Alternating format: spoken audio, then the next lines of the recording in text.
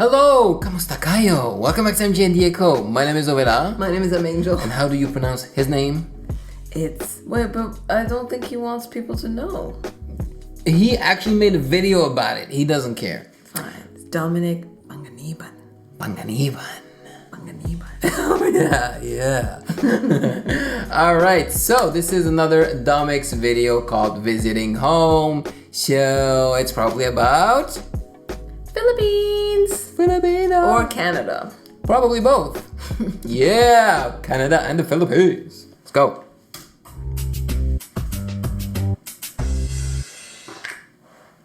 As many of you guys know, I was born in Philippines and moved to Canada when I was 7 years old. Oh, okay. It wasn't for another 15 years that I would return after I graduated from university. Wow. I was 22 I haven't been back and my parents 25 figured years. it was time we all went Cameroon. back to visit. I go back to Now, Algeria. 15 years away from your homeland can really change you. Although my parents did their best to preserve the Try culture at 25. home, I kind of just stopped speaking Tagalog.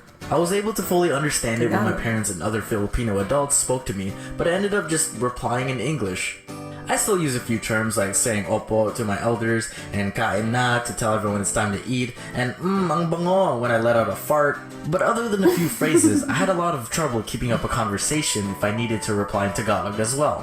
So I was pretty nervous going back, having to meet relatives that I barely remember, catching up with my cousins who were all grown up like me, and just adjusting myself back into the way of life in the Philippines. I think language was the hardest part. When people spoke to me, I knew what words and phrases to reply with, but it didn't feel right coming out of my mouth, so when in doubt, I just ended up speaking English but with a Filipino accent. They knew English well over there. It was considered a second language along with Spanish. Although my relatives were cool with it, I was always worried to speak to strangers. The whole way there, my mom kept warning us, specifically my younger sister and I, since we spoke the least Tagalog, to avoid speaking out loud because if we're in the jeepney and they hear you, they'll know you're not from here and want to kidnap you and hold you for ransom. Oh my god. So the first week or so, whenever we go out to eat or shop, I have to pretend like I'm mute in fear of my kidneys getting stolen and just hope my parents, aunts, uncles, and cousins can communicate for me. It wasn't until we went to this one salon that I realized it didn't even matter. My mom and sisters decided to get a mani-pedi and facial treatment and they extended the invitation to me. My dad was off hanging out with his brothers, so I decided, cool, yeah, let's make me beautiful. So we get there and my mom and my older sister go first. I'm chilling in the lobby, but it was kind of a small and intimate place, so I was still able to speak with my mom and sister along with the employees who were working on them. The two ladies are having a conversation with each other, and then I hear, "Gagawin din yung Koreano?" And I understood what she said right away because as I mentioned, I could understand Tagalog well, I just had trouble speaking. And at first I didn't realize what they meant because my younger sister and I were the only ones waiting in the lobby, and I got kind of intrigued like, whoa, there's Koreans here? In Mindoro? And then I realized, oh, they're talking about me.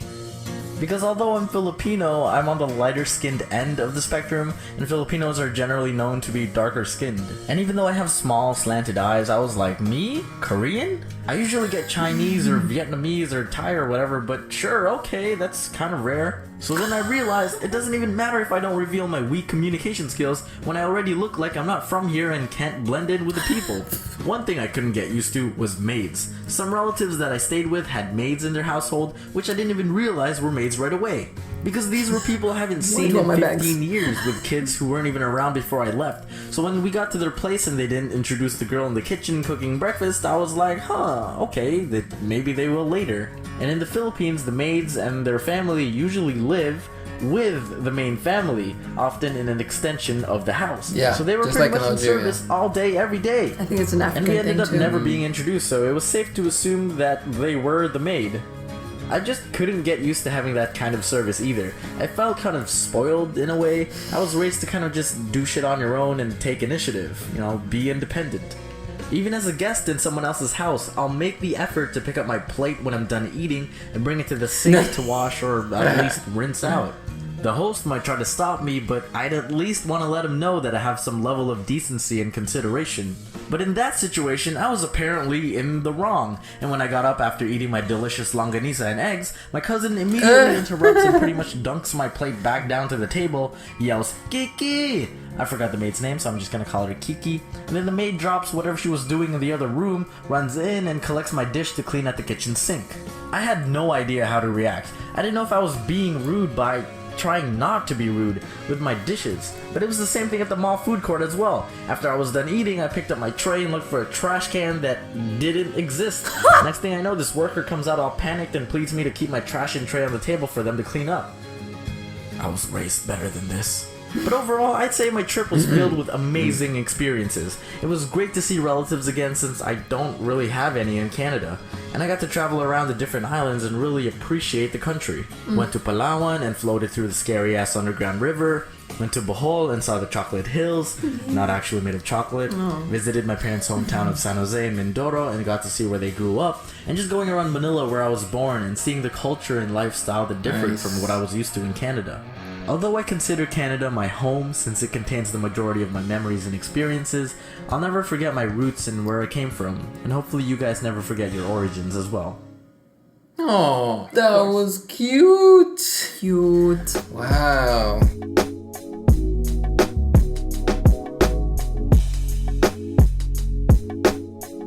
Yeah, well, we can relate a lot because it's very similar to African traditions and cultures and, you know? Because I remember I had the same thing. When I came back to Algeria, I ate with my family, with my uncles and everything. And when I got up to pick up the dishes and everything, they were like, what are you doing?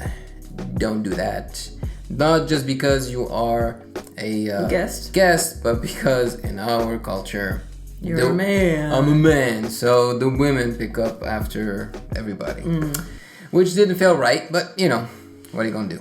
I know, right? You're not gonna change the mind of a country in one day. No. Or in an hour, so. No, you're not. It was cool. Yes, it's very relatable because, like I said, I was born in Cameroon, left at the age of 3, and went back last September. So it was, 25 years since I had been back to Cameroon. And I was 3, so I have no memories of the place. Yeah.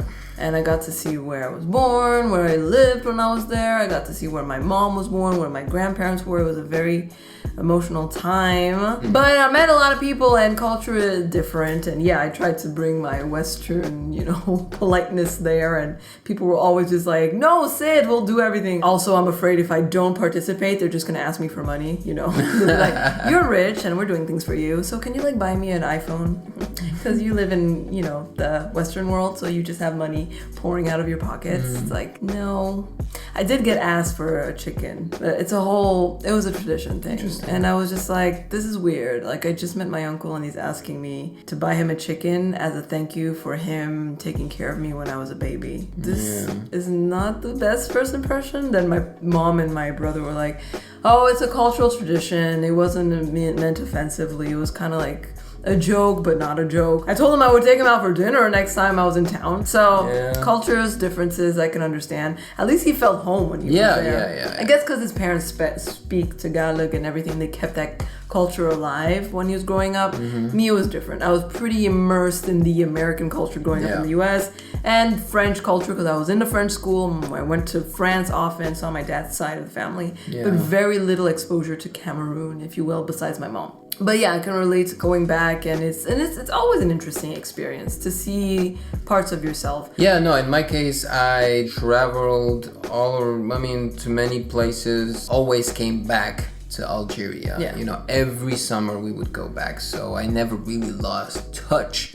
with the family, so that's good, and the country. Cool. Yeah. That's really cool. Yeah. I feel more like just an international person than me a person too. that belongs to one country in particular. Me too. If anything, I feel closest to the US because it's where I grew up. I don't feel like when I'm in France, I'm like, I'm or in Cameroon, I'm like, oh, this is my land, Right now, honestly, I feel Canadian. I feel maybe a little bit Filipino now because we're so immersed with the Philippine culture, music, and everything. And yeah, it's fun, I feel Brazilian. I don't know Brasileira. why. Yeah, since I felt like my soul is Brazilian. Okay. I don't know what that means, but I should look more into it. Yeah, you look like one. But maybe I'll visit Brazil and I'll be like, nope, never mind. Not for me. I doubt it. I don't know. It sounds so scary. I don't know if I could survive Brazil. I want to visit those chocolate hills. Oh my gosh, but he says it's not made of chocolate though. So what? Put my hopes down. I was like, you could just munch on them? Oh! Can you imagine? That would be amazing. You just see a mountain of people just eating. All day. And that river sounded very cool. The scary. Yes. No. I want to see that. Cool is not the word. You know what? I'll wait for you. Where is at the that? Beach. In Cebu? That's like the only thing we know. I know Manila We and know Cebu. Cebu and Manila. That's it. He said a lot of names. 7,000 islands. And I Trust was me, just like- you're not gonna. I don't even know 7,000 countries. So know, 7,000 islands. Thanks for watching. No, I wasn't ready. Subscribe here. Blah blah blah. Okay. Thanks for watching. Like this video below. What? Okay. Good. Yes. Thanks for watching. Please like this video Subscribe here and amazing things will happen. and turn on your notification bell to be poked for future videos. Yum. Yeah. One One more time. Oh my